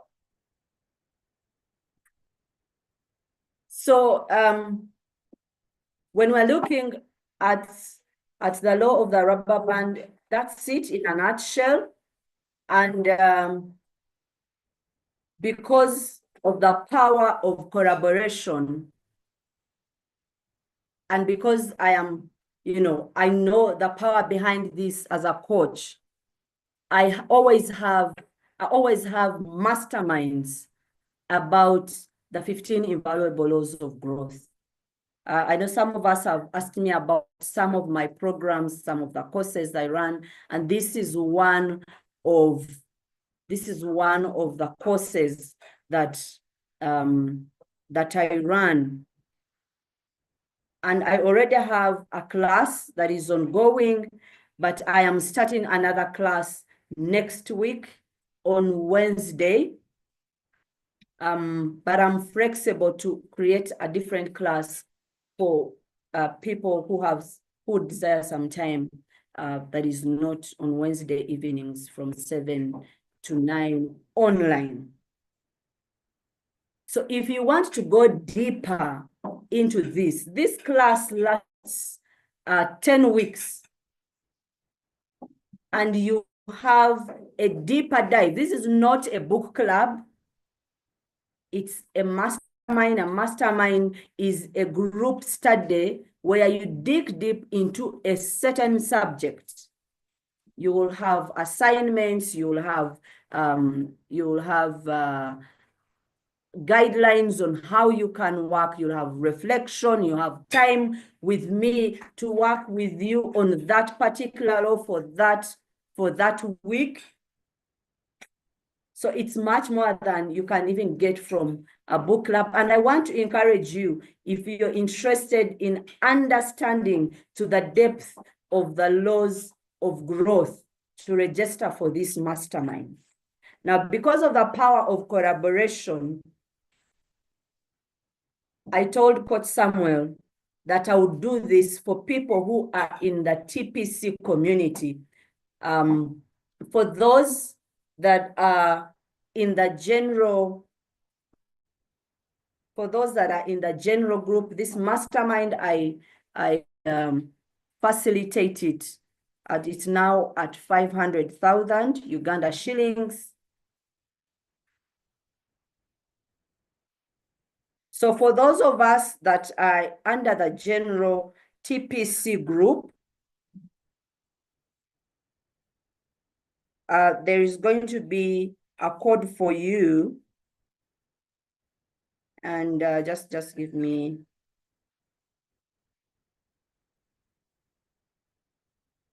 Yes. You'll have, no, that's the paid up. The principal paid up members have a 40% discount. And you'll be given a code after verifying that you are a paid up member. And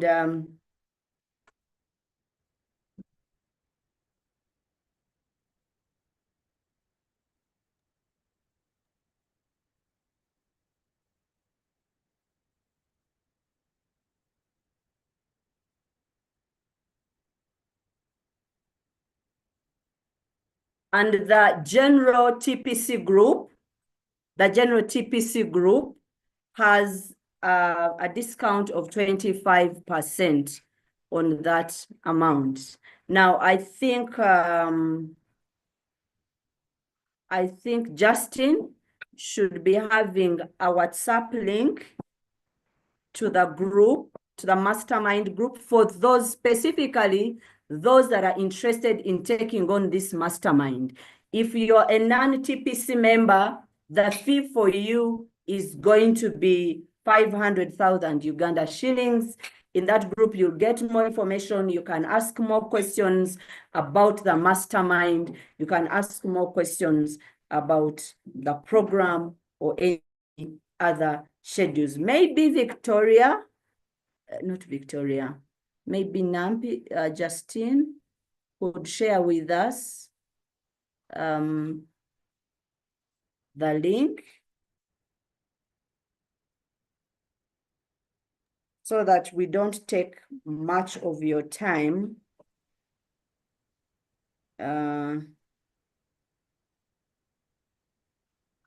Yes, Justin has that link. She can put it for you, and you have direct. In the TPC membership group. Okay. I hope those who are members, they are able to tap in the link. You can as well put it here for those who are non-TPC members, so that those that are interested in taking on this course can join. And I think that's it from me for today about the 15 invaluable laws of growth. I will appreciate if there is 1 or 2 questions. I will want to hand over back to the moderator, or yes, to the moderator to take us over, to take us through for the next part of the program. Let me put here my number. Those that may want to send me a private message, those that would want private coaching.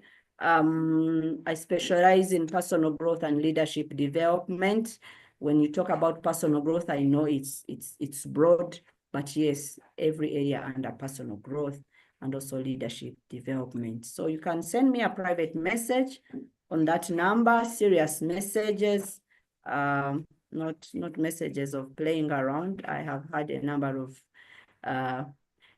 issues where someone is contacting you for professional service, and I just love being me and being open. So yes, if you need to ask me about coaching and training, the email, there is my contact. I'll leave it here for now. Back to you, Justin. And I appreciate the questions coming through. Thank you so much, Coach Diana.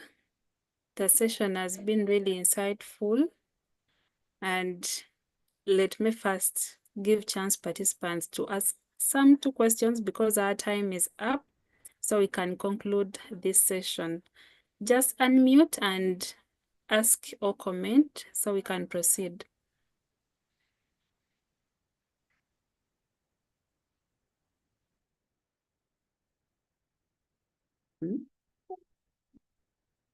Okay.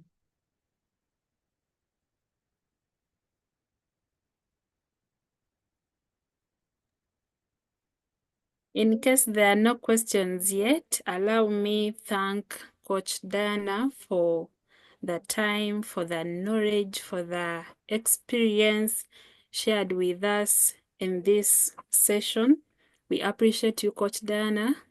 Please continue with the spirit. I believe we shall have to reflect much about these laws.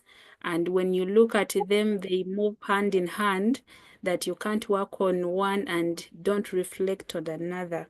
I believe we shall have better products in different professionals and different fields. I also thank you, dear participants, for being active for all this time.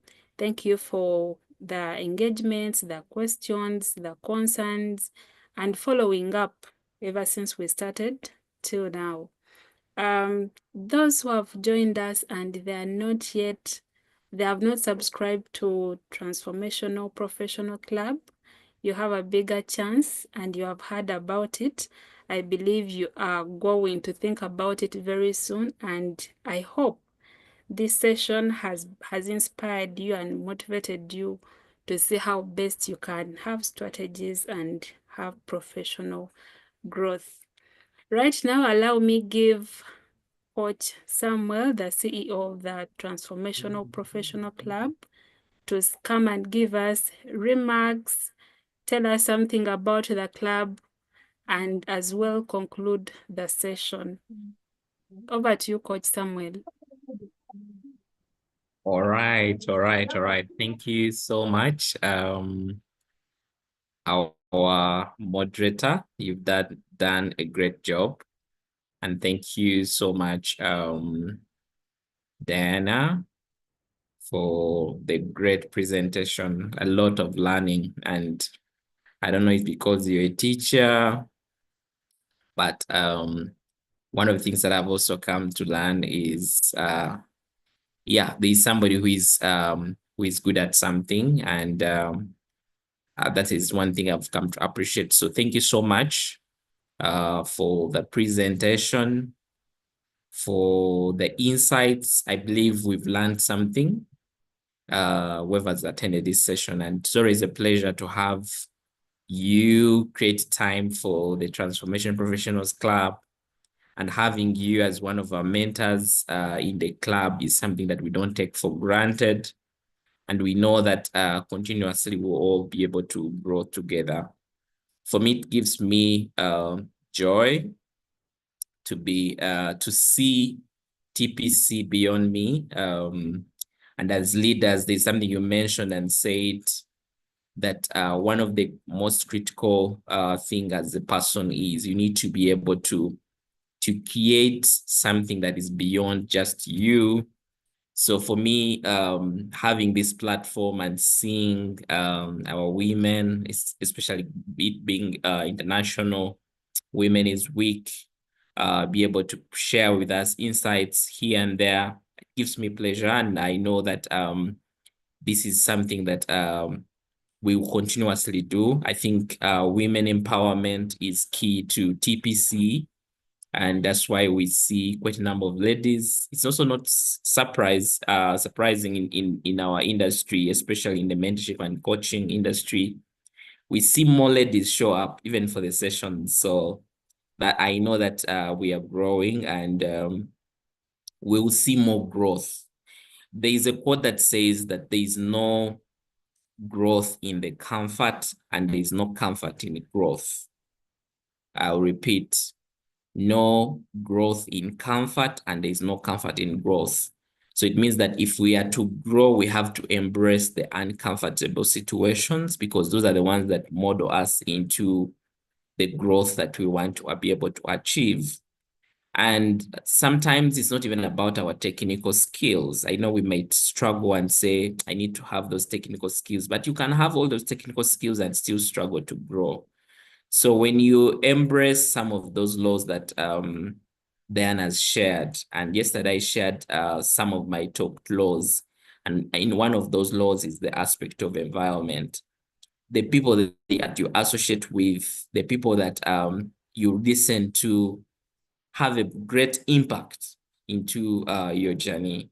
And for me, one of the people that I listen to is Diana. Even when we're trying to start the Transformation Professionals Club, Diana was one of those that would speak positivity and would bring ideas, something that we don't really take for granted. So even as she invites you to the mastermind, she has people that have been part of the mastermind, quite great testimonials.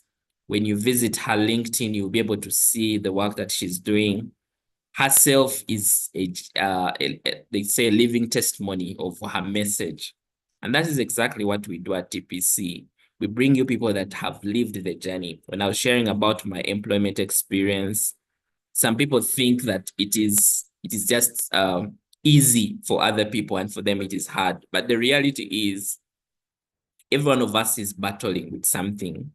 But at the end of the day, what keeps us going is understanding what is our purpose, what should we be doing, what can we do to change our lives, what is that one decision we are making to say we are not giving up, but we are showing up. So I'll just end that at that. In case you need to be part of the TPC, which is the Transformational Professionals Club. So our key aspect is to connect, to help you connect. So we bring together people into one room to help you connect. We actually have an upcoming masterclass. So we want to make this even meetup physical. So we'll have a masterclass happening 29th of March. So I encourage you, if you can make it to that physical masterclass, just be in the room, with other people, just meet people. There's something that comes when you meet people in physical environments. There's growth that happens. Just challenge your mind. And sometimes we look at some of these things and we look at them as expenses. But one of the things that I will tell you is that personal development is not an expense. It's an investment. You're investing in yourself. You're totally going to be a different person when you start to look for programs, look for the masterminds like what Diana shared, look out for physical events, anything that comes out. Sometimes even, sometimes when you even put a price to what you trying to engage in, it is somehow different. Sometimes the free things are good to have, but sometimes you challenge yourself and say, I'm now committing this money to just go into that room and learn from this person. There's a lot that you're going to be able to do with just learning. There are mistakes you're going to be able to avoid and quite a number of things. So that's what I can really say. And I know that we'll be able to get better. So thank you so much, our dear speaker. And thank you so much, Justin, for doing a great job. I know that where this conversation started from, of you coming to do the moderation, and you've really done me proud. So well done. And thanks so much, all our guests that have joined in today's session. We look forward to even having you quite often. And for the masterclass, like it earlier indicated, make sure you join the masterclass. Make sure you also join the mastermind. Whatever you can do to invest in yourself, this is the time for you to say, I'm investing in myself. And I want to tell you that your life will really be different. So we have, just wanted to show you the picture of the masterclass. So we have this masterclass. And I'm very passionate at helping people create more income outside their job. So I felt that I would have something that's practical. Let's not just the message, but something practical where you see me do what I do to be able to make money outside my my day job. So that is what the masterclass will really be about. So it will be happening at Canary Hotel, Kampala. So make sure that you're able to join in. I love empowering people and creating opportunities for people. So for the people that are joining this session, I want to give a discount to these rates. So you can see the rates are low, but again, I'm just very passionate about empowering. So if you're part of this session and you would like to be part of the masterclass, like the way Diana did, I want to give you a discount of 10%. So 10% of that fee.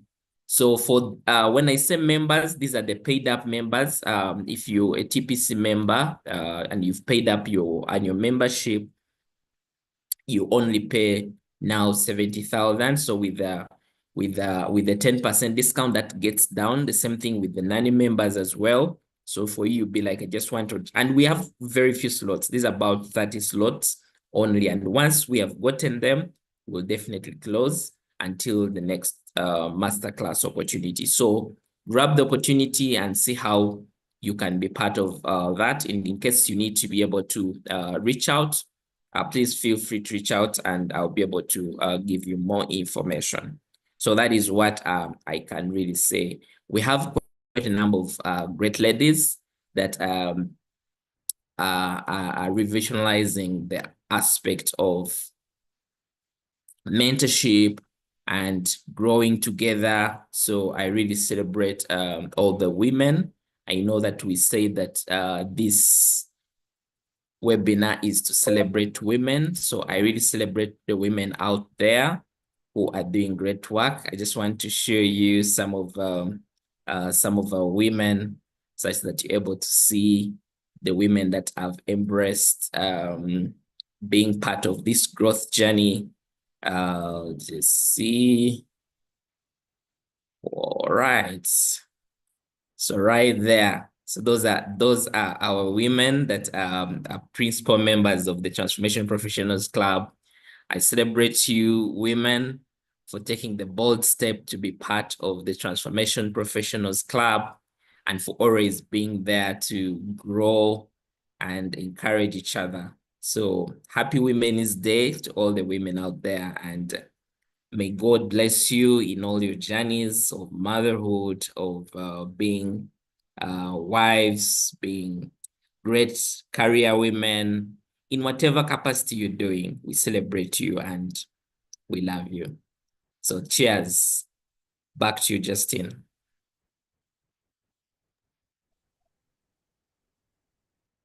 Thank you so much, Coach, for celebrating us. Happy Women's Day to all ladies around. I thank you all for keeping up online, and allow me request Charity among the participants. I hope she's there to give us a closing prayer so we can close the session today. Over to you, Charity. Thank you, Justine, and well done. I've been writing and writing. At first, I wasn't in a position where I could talk. I used mostly chat. And I appreciate Coach Diana. I appreciate you, Justine. I appreciate each and every one. Learned a lot from the sharings. Thank you for the opportunity. I'll go straight. Father, we thank you. We honor you. We bless your name. We glorify you, Father, for giving us this opportunity, for giving us this time as this where we gather to share knowledge, to hear from people, mentors, coaches that have gone before us. We give you the glory for the knowledge we have learned, and as we go out to implement it, may we implement it for your glory and for your praise. Father, lead us as a team, as a family, and whoever joins us, may they be blessed because they chose to become part of us. We say thank you for our speakers, our coaches, our moderator, for our participants, for each and everyone who made the time to come. In Jesus' name we have prayed. Amen. Thank you so much, Charity. Amen. Good night to everyone. Thank Good you, night. Lydia, and everyone. Bye-bye.